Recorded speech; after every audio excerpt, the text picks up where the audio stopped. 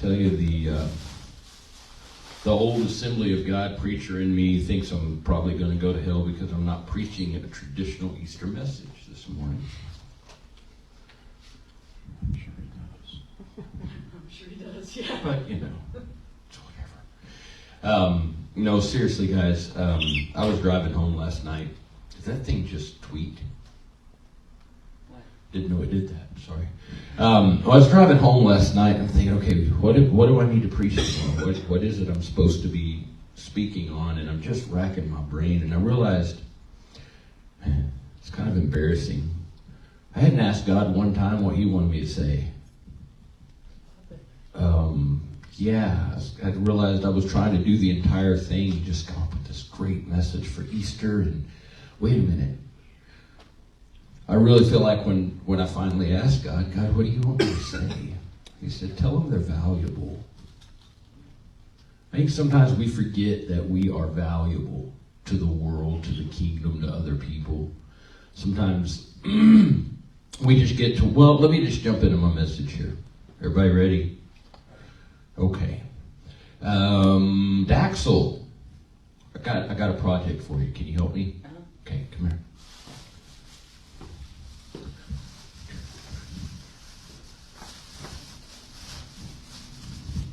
Go give everybody an egg or two. Make sure everybody gets at least one for me.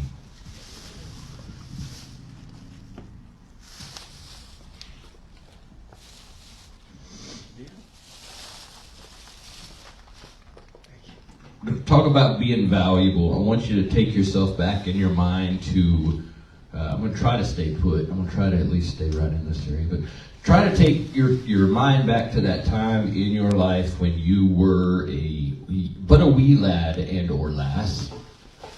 And you're in Grandma's backyard, front yard. Yeah, pass them all out. People can have two if they want one, if they want to. Did you get one back there, Jamie? All right. Cool. Did you get one, Pastor? I did. All right, excellent. Okay, so you're in Grandma's yard. She didn't cut the grass for a couple of weeks because she knew Easter was coming up. Anybody have a grandma like that? My grandma would not mow the yard to let the grass come up so she could hide Easter eggs better. And we would have usually a cookout or something like that, or she would cook up a big meal, big spread, or we do a potluck or something like that. And it revolved around eating and Easter egg hunting. And we had two separate Easter egg hunts. We had the Easter egg hunts for the adults, which is where all the adults pitched in money and filled up this giant prize egg, and there were eggs around, and some of them had a couple of dollars in it. Prize egg probably had $50 in it. But if you found the prize egg, you were probably digging in the ground or climbing a tree or something because they got too serious. But as a kid, thank you. Everybody give Daxel a hand. Daxel does a great job around here helping out all the time, and I sure do appreciate what she does. Anyway, so as a kid, it was different for me because we got these. And these eggs, you never knew what they had in them. Most of the time, much like I did today, this candy is all safe. I'll just let you know. Don't open it yet. Don't open it yet. Okay? This candy is all safe. It was bought at Dollar General or Dollar Tree, which is probably where pretty much of the candy I got as a kid growing up came from.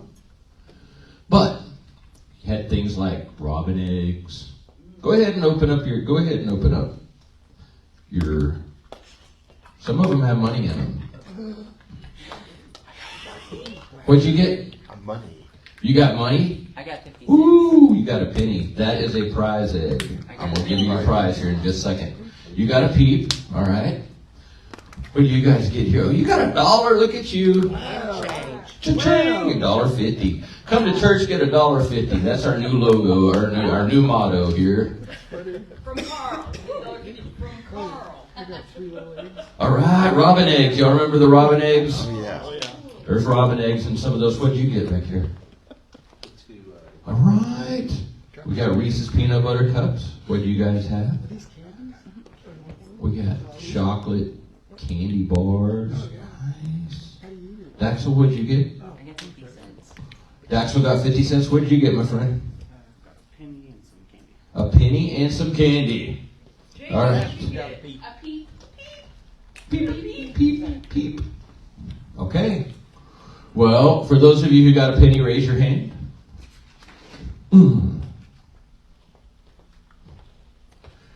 There you go. You get a giant mallow cottontail pop. I have no idea, but it's probably pretty good. And you get this thing. Look, shake it up. Oh, right. I can use it in my sacrifice. I'm pretty sure. Right. Yeah. I will. So, do you remember getting stuff like that when you were a kid? I mean, they filled up. I've seen them drop eggs from helicopters and all kinds of stuff like that. You know, just cool stuff. And chocolate candy being in the middle of it. And then as an adult, like I was talking about, you've got all of the eggs with the money and this, that, and the other. Or, nowadays, if you're an adult, the prize egg and the most valuable egg of all is this right here. Is it a real It's a real egg, yes. It is a real egg going for $5 a dozen right now. Can I smash it? And yes, I texted you last night just for that corny joke that didn't go over, so yes. I liked it. I liked it. My jokes never go over either. I still do them. That's all right. Let's put all the money together and buy it. So we've got our eggs here, guys. Okay? As a kid, I'll be honest, I didn't care what was in the middle of that egg. If I got $1, that would be cool. If I got, my favorite was the Reese's Cups. If I got a Reese's Cup, it was even better. Oh, anything with peanut butter, I was good to go. Because see, much like 1 Samuel 16, 7 through 12, yeah, I know, I skipped one, but that's okay. But the Lord said to Samuel, do not look at his appearance or at his physical nature, because I have refused him. For the Lord does not see as a man sees. For man looks at the outward appearance. For a man, I'm nervous because Jamie's here. For man looks at the outward opinion, but the Lord looks at the heart. In other words, it's not what's on the outside that matters, it's what's on the inside. It didn't matter what color I got. It didn't matter how big the egg was, although you could fit more candy in the bigger eggs. What mattered was what was on the inside of that egg. But the Lord said, so Jesse called Abinadab and made him pass before Samuel, and he said, neither has the Lord chosen this one. Then Jesse made Shammah pass by, and he said, neither has the Lord chosen this one. Thus Jesse made 7 of his sons pass before Samuel, and Samuel said to Jesse, the Lord has not chosen these. All the best sons that David's dad had, of all of the sons, the 7 strongest, the 7 that were known throughout the country, the 7 that were just all beefed up, he's like, surely God's going to choose one of these to be king. Brings all of his best out there, doesn't even think about the little dude out in the field who's watching the sheep, the little bitty skinny guy with red hair and freckles. Sure. What? That's actually, anyway. Irish.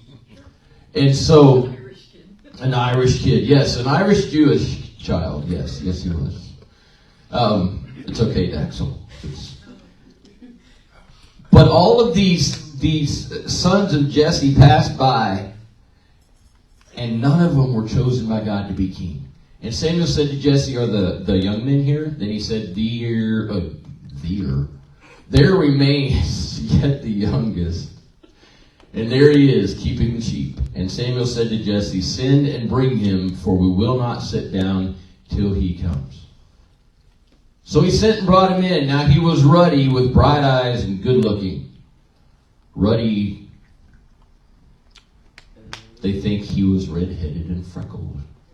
So, and the Lord said, arise, anoint him, for this is the one. It was the skinny one.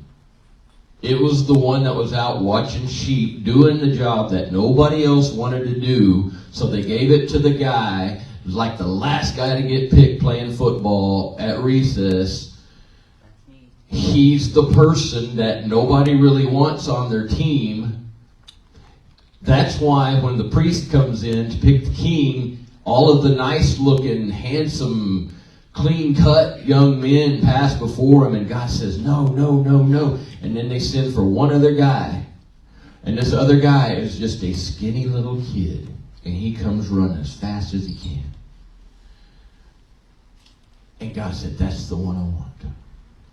Because God doesn't look at what's on the outside. God cares about what's on the inside. See, what comes from the inside is what our gift is that we can give the world. Proverbs 18:16 says simply this right here. A man's gift makes room for him and brings him before great men.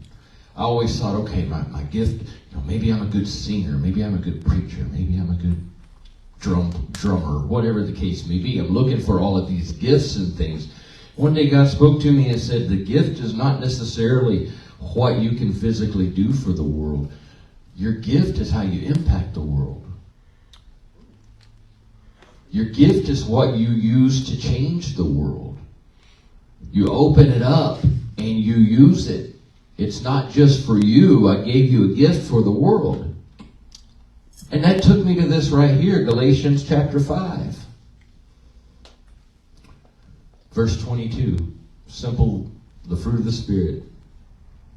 The fruit of the Spirit is love, joy, peace, long-suffering, kindness, goodness, faithfulness, gentleness, self-control. Against such there is no law. I want to do that again. Go back to 22. But the fruit of the Spirit is, say these with me, love, joy, peace, long-suffering, kindness, goodness, faithfulness, gentleness, self-control. Guys, the fruits of the Spirit are the gifts for us to give the world. What is inside of us is that love and that long-suffering. And do you want to, those of you who are in relationships much like I am, say hi, Jamie. Hi, Jamie. Jamie, by the way, Jamie's my girlfriend, in case y'all haven't got a chance to meet her yet.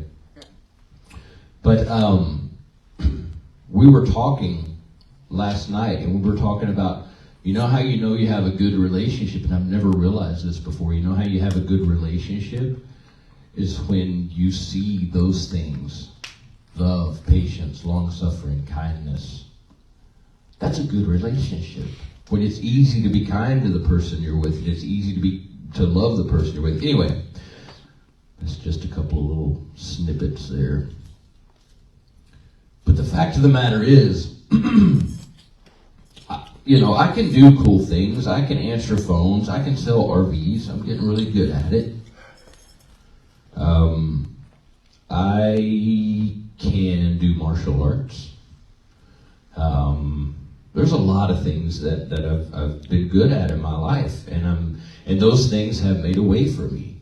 But those things have made a way for me to share the love and the kindness and the long suffering and those things that come along with it. It's given me a chance. I had a martial arts program at one time, actually a couple times at churches. And I would teach martial arts at churches, and some people were really upset at that. They didn't think martial arts should be in church, but what they didn't understand is that we were teaching principles along with that helped people. And not just the martial arts principle, but along with that, we were teaching love and joy and kindness and meekness and long-suffering and all of those things. Okay? Your gift makes a way for you, but your gift makes a way for you, and then you share what God has given you, that's on the inside. He doesn't care about what we look like on the outside. You can even look like Daxel, and God can still use you. I'm just kidding. Just kidding, Dax. So, we've got our eggs. I got something in this one. Philippians 4:8 says this right here. I'm going to keep it short this morning. Finally, brethren, whatsoever things are true, whatsoever things are noble, whatsoever things are just, whatsoever things are pure, whatsoever things are lovely, and whatsoever things are of good report, if there be any virtue, and if there be anything praiseworthy, think on these things. Why do we think on those things?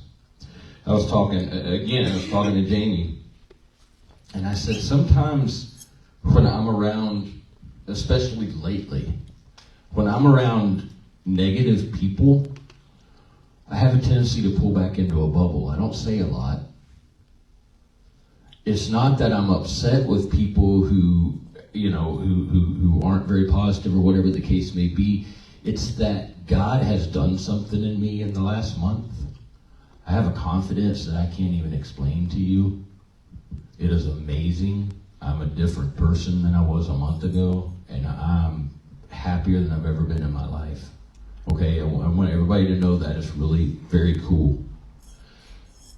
But since God has begun to change my mind and my attitude, I absolutely will hide from bad vibes. I have to protect my mental health, and I have to protect what God is doing in me, and I can't let anything get a hold of that.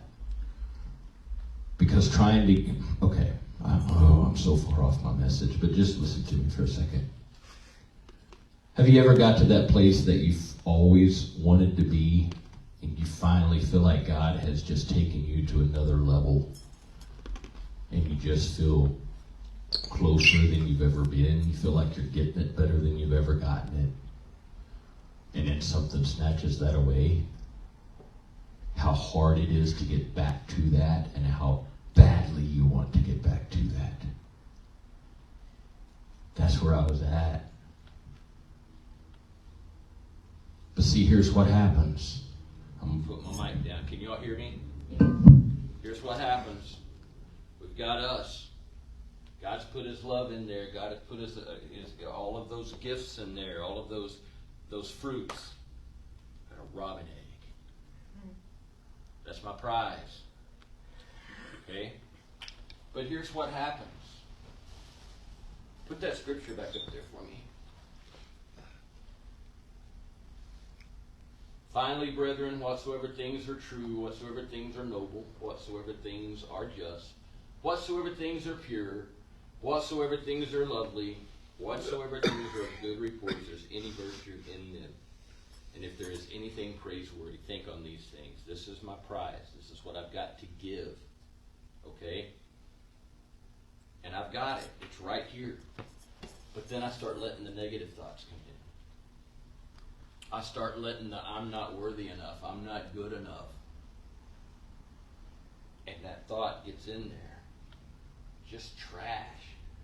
Just nastiness. And then we start bad-mouthing something that we see that we don't like. We used to, we wouldn't let it bother us. Yeah, it was still there, but we didn't meditate on it. We didn't dwell on it. But now we're dwelling on it. And more trash gets put into that egg.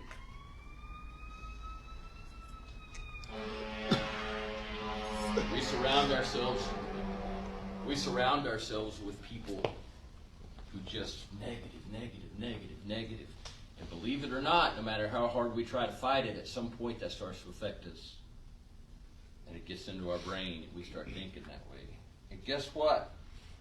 Now I got so much trash in here that I got to make room for that trash. So guess what? There goes my prize. And I filled it up with junk. Now when somebody needs what I've got inside here, all I've got is trash. I don't have this anymore because I got rid of this to make room for this. Do you see what I'm trying to say here? Guys, you are valuable. What God has put inside of you, the ability to love other people, the ability to go out of your way, the ability to sacrifice, the ability to share what God has done in your life. is a gift.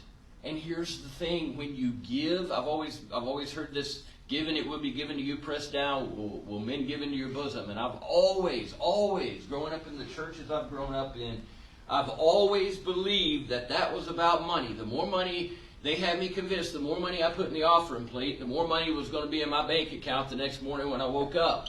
That's not what that scripture means.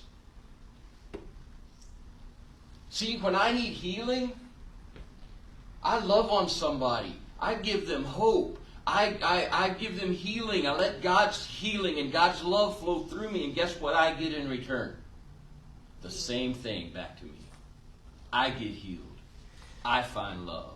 I find happiness. I find peace. Don't let what you've got to give the world get thrown away because of trash. You are valuable, and don't listen to people's words when they tell you you're not. When they tell you you're less than, don't listen to that. The world needs what we have. The world needs something different. The world just needs people to love regardless. Let's go change our world. Let's not let this right here be what we're about. Let's let it be about the prize that's on the inside.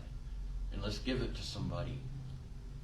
Let's share what God's put inside of us. Share it with the world. I love you guys. Happy Easter. Happy Easter.